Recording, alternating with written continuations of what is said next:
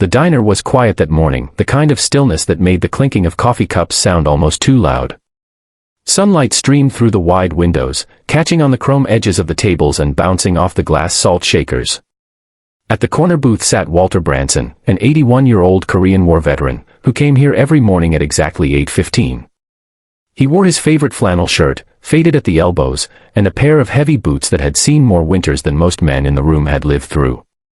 His hands shook slightly as he lifted his cup of black coffee, but his eyes, though tired, carried the quiet dignity of a man who had once stared down fear in battle. But that quiet morning was shattered in an instant. A younger man, broad-shouldered and mean-eyed, had been arguing with the waitress about his bill. His voice grew louder, his temper hotter, until he turned and noticed Walter watching quietly from his booth. Something about the old man's steady gaze, his calm presence, must have pricked the thug's fragile pride. Before anyone could stop it, he stormed over and struck Walter across the face. The sound echoed through the diner like a gunshot. Cups rattled. People froze. And Walter, his cheek burning red, simply raised his hand to his face, stunned not by the pain but by the cruelty of it. If you believe in kindness, in respect for those who came before us, and in the power of second chances, please take a moment to like this video, share it with friends, and subscribe to Kindness Corner.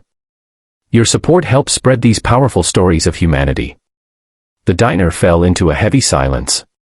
The waitress, trembling, begged the men to leave, while the other customers looked down at their plates, too afraid to intervene.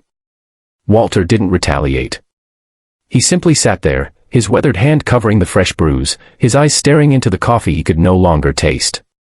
He wasn't afraid for himself, he had endured far worse, but his heart ached at the state of the world, at how quickly respect seemed to vanish in the face of arrogance. Minutes turned into an hour. Walter stayed at his booth, partly because his legs felt too heavy to carry him out, and partly because he had nowhere else to be. The diner was his refuge, the place where he was known simply as Mr. Branson, the polite old man who always tipped generously, even when his pension was thin. Now, even that sanctuary had been tainted by violence. But then the bell above the diner's door jingled, and in walked a group of men whose very presence shifted the atmosphere. Leather vests stitched with bold insignias, tattoos winding down muscled arms, boots that hit the floor with certainty, they were members of the Hells Angels. At their center walked a man taller than the rest, his gray-streaked beard giving him an air of authority.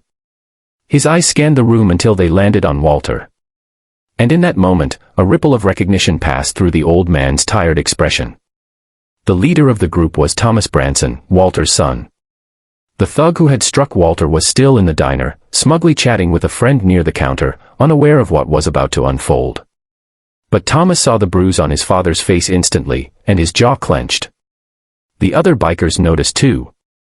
The room held its breath, unsure whether violence would erupt again. But Thomas didn't charge forward. He walked slowly, deliberately, to his father's booth, sat down across from him, and placed a calloused hand over Walter's trembling one.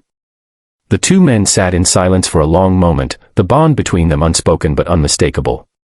Walter, who had once held his son as a crying boy in his arms, now looked at the men he had become, fierce, loyal, unyielding. For years, Thomas had been estranged from him, his path into the biker world one Walter struggled to understand. But here, in this diner, the years of distance didn't matter. Blood did. The thug finally noticed the newcomers and laughed. "What, you need your gang to protect you, old man," he sneered, standing up and puffing out his chest. The room tensed again, but Thomas remained seated, his gaze steady as stone. The other bikers stood behind him, silent, their presence enough to make even the bravest man reconsider his actions. Then Thomas spoke, his voice low but firm, every syllable dripping with authority. "That man you laid your hand on is my father. He's an 81-year-old veteran who gave more for this country than you ever will. And you thought it was tough to slap him." The thug's grin faltered. Suddenly, the weight of the room pressed down on him, the stares of the customers, the silence of the bikers, the quiet strength of the old man he had struck. Thomas didn't raise his fist. He didn't need to. His words alone carried a force greater than any punch. Slowly, the thug backed away, muttering something under his breath, before fleeing out the diner's door.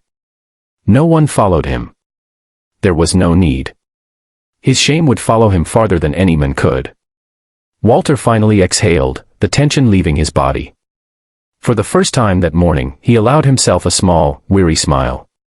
His son had defended him, not with violence, but with loyalty and respect. The bond that had been strained for so many years seemed to heal in that simple act. The waitress brought fresh coffee for the table, her hands still shaking, and quietly thanked Thomas and the others. Around the diner, customers began to murmur, the fear lifting as though sunlight had broken through heavy clouds. Some even approached Walter to offer words of respect, ashamed they hadn't acted sooner. Walter looked at his son, his voice raspy but steady as he said, "I fought battles long ago, Thomas. But nothing compares to the fight of keeping your family close." Thomas nodded, emotion flickering in his tough exterior. For all the years they had drifted apart, this moment had reminded them both of what truly mattered. From that day forward, the diner became more than a place for breakfast. It became a symbol of reconciliation.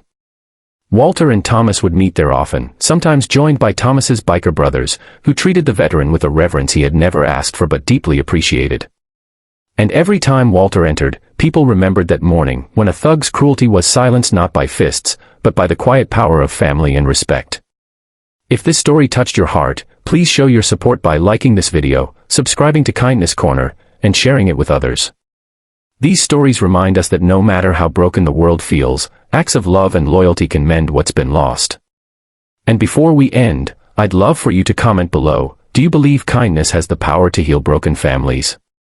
Your words might inspire someone who needs hope today. Walter Branson lived out his days with a renewed sense of peace, no longer just the lonely veteran at the corner booth, but a father who found his son again in the unlikeliest of places. And to everyone who witnessed it, that diner became a reminder that even in the face of cruelty, respect, loyalty, and love will always carry the greatest strength.